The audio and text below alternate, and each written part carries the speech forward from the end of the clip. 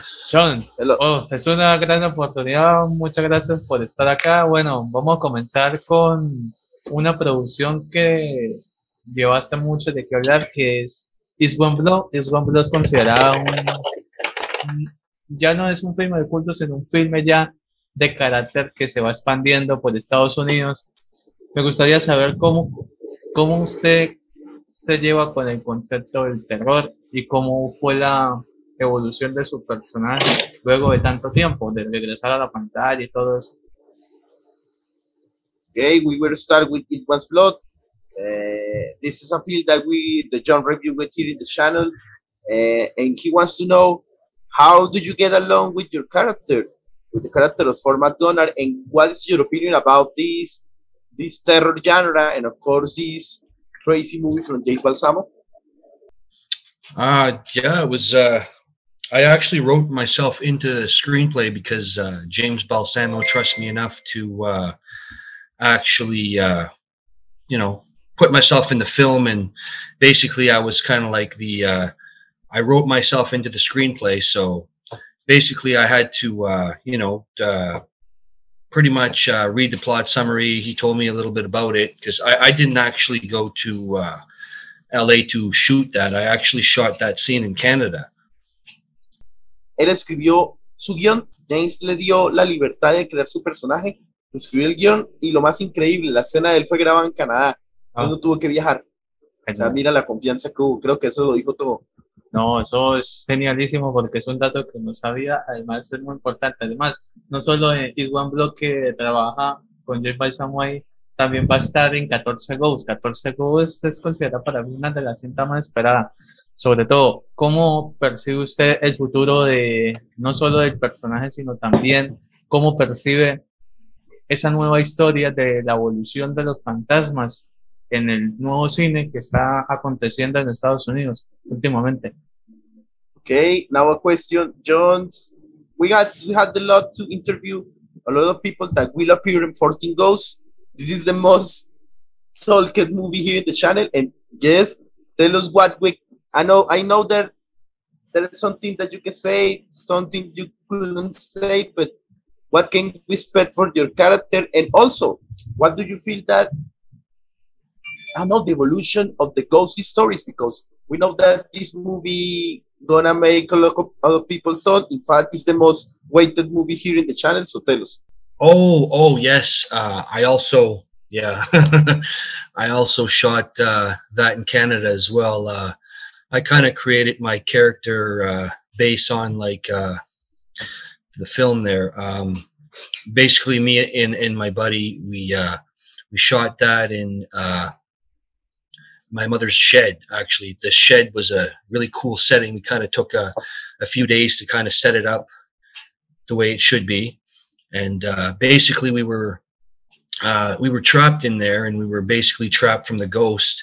And we shot a scene from the outside, and because we shot it in the daytime, the way the daylight reflected, it actually looked like a real ghost, and there was no special effects or anything. It was actually amazing. Like, James was so impressed with that. You guys will see that in the film when you guys watch it, but it was incredible. Like, I got the $1 million shot. Pues John, digamos que vas a quedar más hypeado porque la escena también la grabó en Canadá. De hecho fue como una especie como de cabina, de cabaña, perdón, de la mamá, con un amigo. La iluminación que se logró porque se grabó de día, que eso es lo increíble, genera en realidad un efecto, o sea, no hubo efectos especiales, pareciera en realidad que fuera un ambiente embrujado. James Balsamo lo felicitó, o sea, aparte que también le dio la libertad de crear su personaje. O sea, que digamos que se repite un poco la fórmula de It Was Blood, pero pues él dijo, no, pues tienen que ver la película y tienen que ver esa escena, porque dijo James que eso es una escena de $1 millón. Hypeado, sí. Hypeado totalmente. Ahí de los hypeados está. En It Was Blood está en un tema que es donde él saca muy a flote la masculinidad. Luego en 14 Ghosts saca la destreza de cómo escapar de todo esto. Ahora sigue el lado asesino, que es el ataque de Viper y la Cobra. me parece curioso su personaje. ¿Cómo describe usted su personaje? Porque el personaje es como Michael Jackson asesino. Entonces me gustaría saber cómo fue la preparación o cómo es el proceso para que llegue a la pantalla. Okay, when I read the title of this movie and later I read the description, I really want to see Attack of the Viper and Cobra. Tell us, how do you create your character? Because it's kind of like I don't know, but John said this, like a killer Michael Jackson. I don't know. Tell us. We read that. We know that is in post production, but tell us more about that. This movie, this character, something that you can say about this movie. Actually, that movie there has actually been in shelved. I'm not sure if it's 100% shelved, but like I said, I don't know if it's ever going to be released. But if it ever does get released, it would be amazing. But it's been about 10 years in the process now, and it's about a killer thong that goes and stalks sorority girls. And actually, there's good special effects, CGI to that too. And I'm actually one of the screenplay writers of that film. But right now, the director, he has more say, and he's still supposedly editing it after 10 years. And I guess there was a lot of continuity issues, but he had to fix all that. And as of right now, it's in editing still. I do see things from time to time on it, but no definite release date yet. But it does have Lalacia Railsback. That's the daughter of Steve, the famous Steve Railsback, and it's basically starring myself and another actor which plays Cobra, and basically that there. But I honestly, there's a lot of people that want to see that come out. Like what I can say about this film is that it made it famous before it even had a chance to come out yet. So we just have to hope. So. John, aquí hay algo, pues, digamos, preocupante. Sí, Shawn protagoniza. Shawn también es uno de los escritores, de los coescritores, pero hay una cuestión que eso se llama como infierno de producción. ¿En qué sentido? Lleva 10 años en el proceso. Sé que no se trata de que el director la haya dejado a un lado, lo que pasa es que sigue en proceso de continuidad, o sea, como que editando. Dice que sí, es verdad, es una de las películas que apenas tú dices el nombre, la gente dice quiero verlo. O sea, llevan ese proceso. Sabes muy bien que la protagonista, que es la Alicia Raceback, es la hija de Steve Raceback, por cierto, es un actor de culto. Wow. Y sí, de hecho es una tanga asesina. Tú sabes, dice que pues hay que esperar. Yo continuaría esperando. Sí. Créeme. Yo la verdad que sí. Además, bueno, él también va a dirigir y va a escribir también el Club de Redes. El Club de Redes para mí es como un reality, pero ese reality de desafío de cómo uno trata de como que de saber un poco sobre la defensa personal del Kung Fu, pero en vez de garantizar un poco sobre cómo se aprende, cómo desmienten todo, ese club de redes, todo eso que la conforma. Además yo lo felicito porque él va a actuar y va a dirigir a Troy Fermin. Troy Fermin es un experto en el culto. Yes, we have to congratulate you because you are like doing this hard job of directing, acting, and then the working club.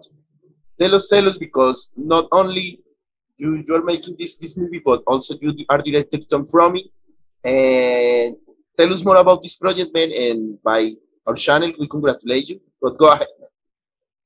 Oh yeah, see, that's also basically run by me as well. I'm directing, and I'm still trying to get that lifted.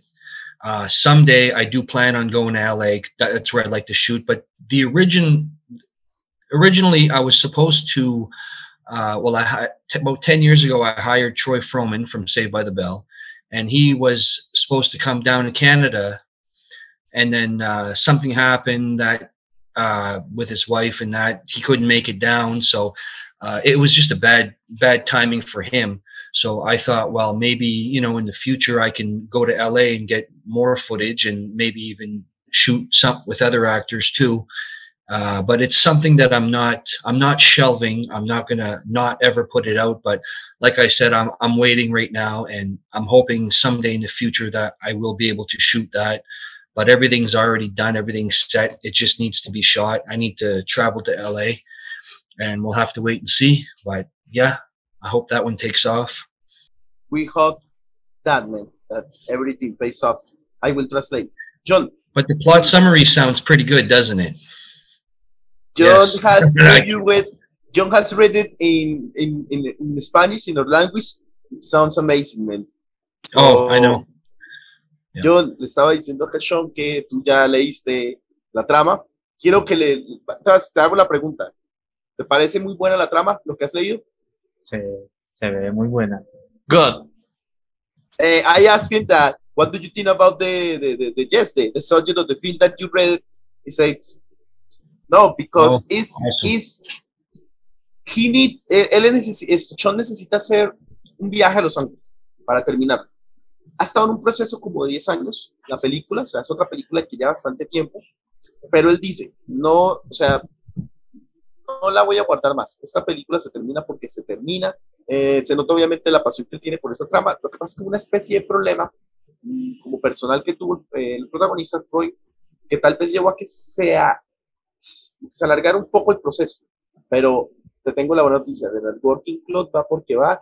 Tenemos que cruzar los dedos para que Shawn haga ese viaje a Los Ángeles y se termine. We are crossing the fingers, man. Oh, sí. We really hope that you do that final travel that get this project done, man. Además, yeah, I need another producer too. So, Jhon, es que necesito otro productor. Okay, we hope this little channel serves something. I don't know, producers, people that if you see this interview, please make this real, make this happen. And don't worry, this channel is growing out. You will see on the cipher. So, yes. we are glad to have you here, man. Jhon. Thanks. Felicitarlo porque es una persistencia de 10 años y eso es increíble. Bueno, vamos a pasar de lo que él ha dirigido y escrito, vamos a pasar ya en una escala mucho más, que es Killer Whale 2. Ahí él actúa con grandes, con Eusy Capri, lo que es Balsamo, Víctor Arucan, todo eso. ¿Cómo es reunir a todos esos vengadores del nuevo cine, de la nueva era? ¿Cómo es trabajar? ¿En qué puesto se consideraría él? Okay, as you may know, in this channel we had previously to James Balsamo.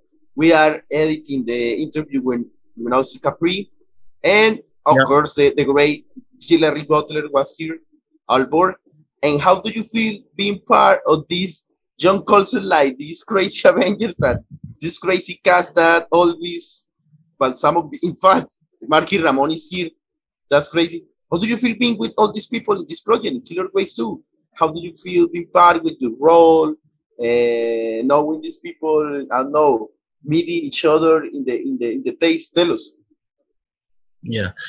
See, how I look at it, it's like a family. It's kind of like I would say like Adam Sandler and how he cast most of the same people in his projects, right? You'll notice you see Rob Schneider and half of those guys, and they're in there, you know, cameo, but you see them, so they could be on for a minute or two.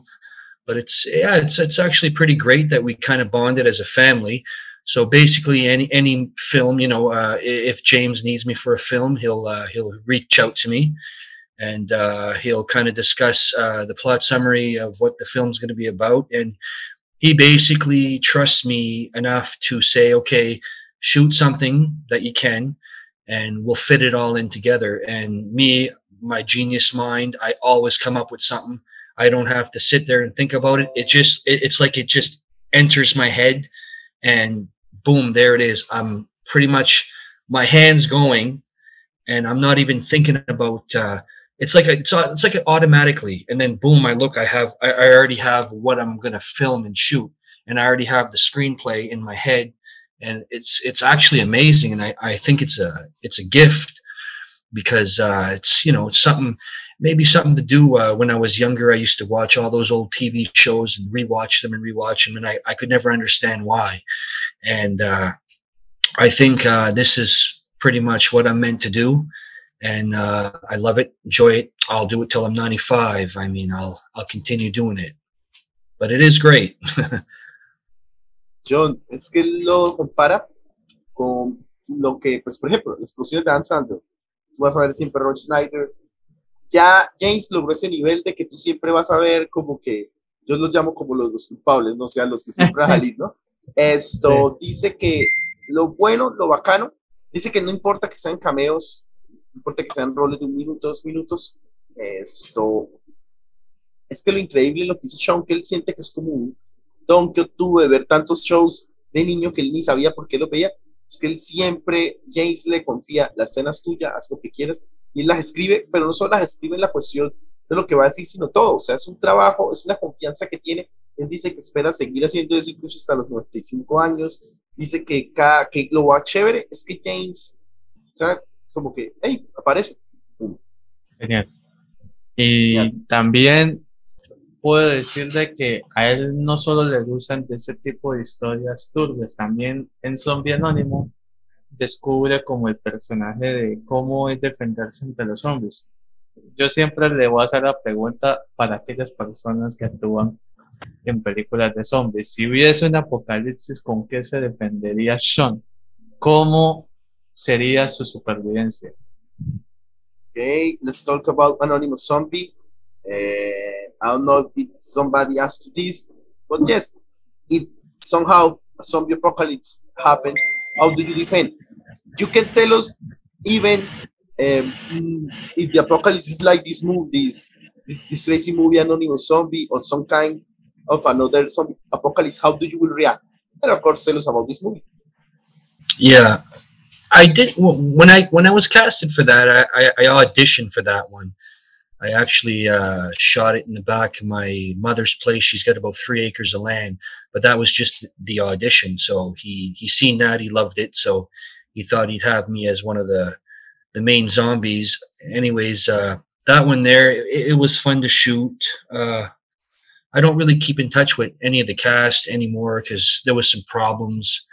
I don't really want to get into that, but it's a film that I did do, and I did enjoy it. And the makeup artist was actually one of the ones that did the makeup for The Walking Dead, and she did my makeup. And we cannot see it completed. We see it like in parts, you know, for the loss. Sometimes they leak out parts. Don't worry, we're not going to talk about the gossip in this channel. We're not interested about the gossip. But I will say to Jhon that I'm more interested in watch the audition, man. That's crazy that you made the audition. Yeah. And it's crazy also, but because on this channel we had interviewed bad people from The Walking Dead, so it's great to know this connection. You wanna keep talking about this movie, or I can translate? Go ahead. Doesn't really matter. Like I said, it's available. Like you can probably buy it on Amazon or, you know, different places to order from. But like myself, I have the copy of the film, and yeah, I'm actually on the back of the movie too. Like my picture's on the back. I'm one of the zombies. But the scene was really fun to shoot. Like I actually. We jumped over a fence, and I'm the one that actually ate one of the guys, one of the actors, and they had some pretty good effects in it. Wow.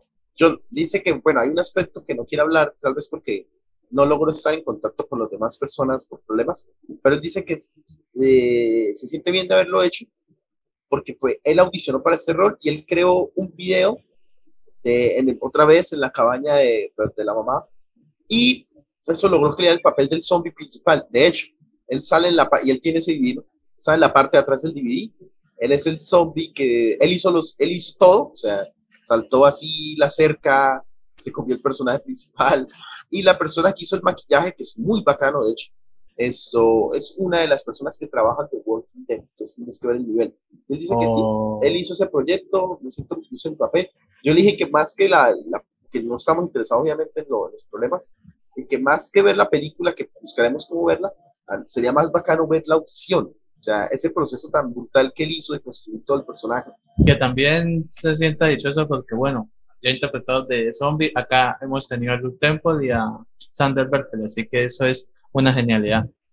No, in fact, we are like building like a zombie maze, because not only you, we got back in the channel to the amazing Sander Berkeley and Lew Temple from The Walking Dead. So man, that's great to know all the visions from the zombie cinema, and of course some other zombies from the movies from James Balsamo, from other actors and actresses.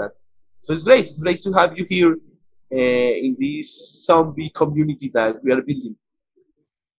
Yeah. Bueno, antes de hacer... ¿sí? No, sí, continúa. Antes de hacer mi última pregunta, Andrés tiene una pregunta que hacerle, ¿no? No, estoy disfrutando. Listo. No, yo tengo dos preguntas, de hecho, y es Hollywood Weatherford. Es el logo de Hollywood, que me parece interesante porque el maquillaje y la prótesis que James Balsamo realiza ante esto es una genialidad. Entonces, te pregunto, Shawn, y es, ¿cómo trasciende o cómo ves la evolución del cine de lobos? ¿Cómo él lo percibe? Y además, ¿cuál sería ese desenlace de su personaje cuando se estrene? Porque todavía está en preproducción. Sé que es difícil, pero la haré. Okay, we had been watching all the process from Hollywood Werewolf, like watching photos in the social media net. So, how do you feel that this evolution for the werewolf cinema now in the States or in the world? If you can say anything about your character, I know it's hard because it's still in pre-production and sometimes you had to not say something this, but if you can reveal us something a little, what we can expect, go ahead. The way the method is amazing. He kind of described it as two older movies. He said Tootsie versus, I can't remember the second film, but I honestly don't even know. We haven't really talked about, like, my scene in it was basically I'm doing an audition. So I'm auditioning as an actor in the film. You know, a little hard to do, but I had to pull that off. So it's basically another cameo role right there. But that's when I first started working with James. One of the first, well, I'd say about maybe the second one that I have done. But yeah, that one's going to be released, I'm hoping, this year, because he did get Andy Dick, and I believe he did finish the film.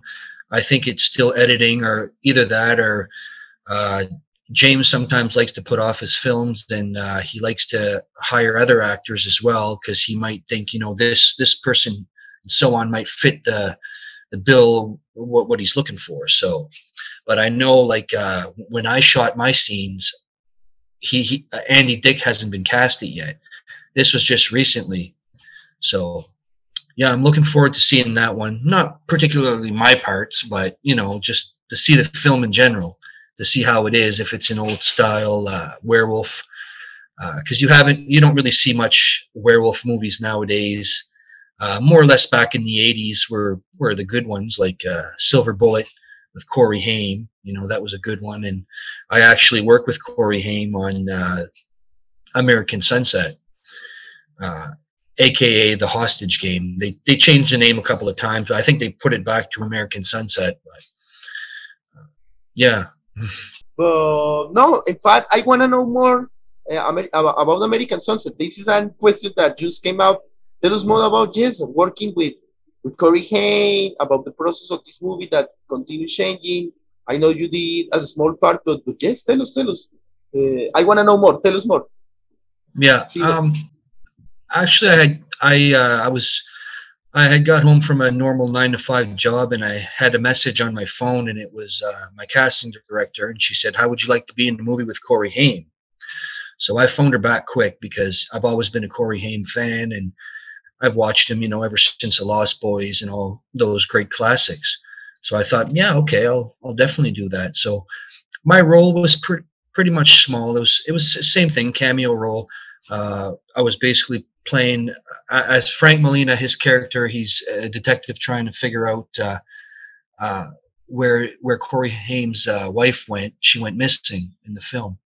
So basically, my scene was just short and sweet. I had a girlfriend in the film, and we walked into a bar, and while Frank was trying to find out, ask questions on if she has been found or seen or anything. Basically, we had a kind of like a little shoving and push match, and he had asked me the question, and I kind of got ignorant with him, like in the film, and basically it just cut there. But we had I did get to meet Corey Haim and all that, even though I didn't have an actual scene with him, but at least I could say that, I've shared the screen with Corey Haim, and it did make the final cut, which was great.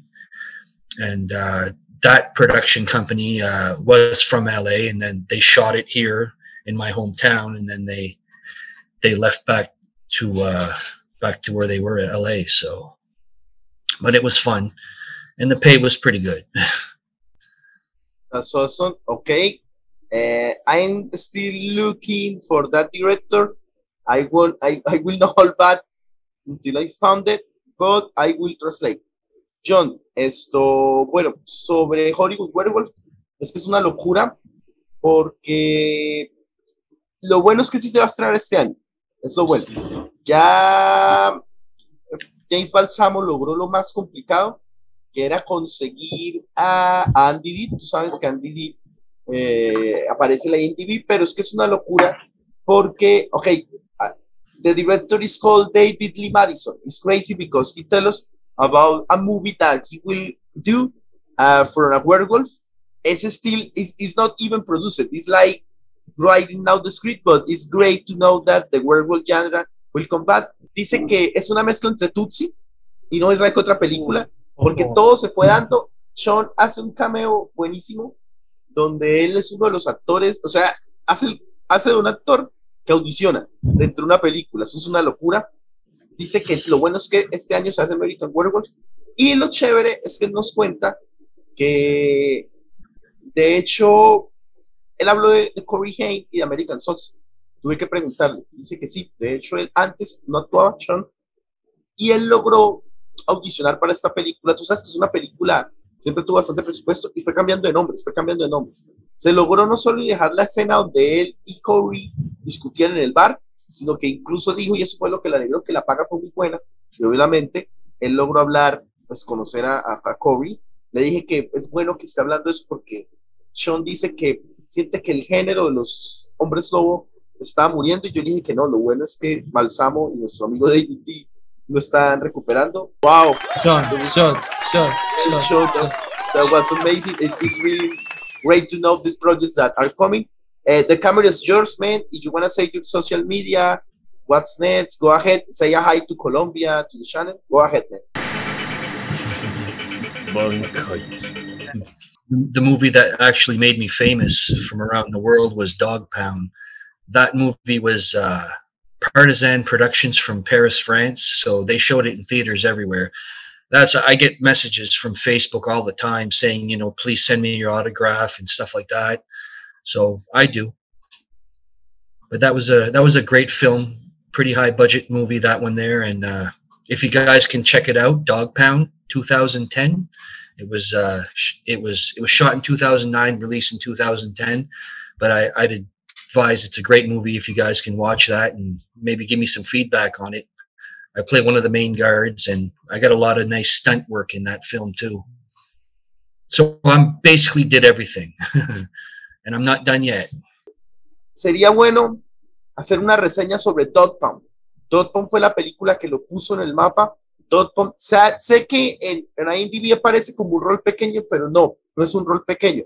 De hecho, él hizo de todo en la película. Fue Stone, hizo su escena. Es una película de gran presupuesto. Dice que todavía me están pidiendo autógrafos. Yo le dije que sí. Yo cuando estaba leyendo en IMDb, yo dije, esa película yo la leí en algún lado. Shawn, I don't know if the internet was bad, but I don't know if you listened. I was saying that when I was reading your IMDb, I read that movie Dog Pound, and I said, oh my God, that movie, I have read about it.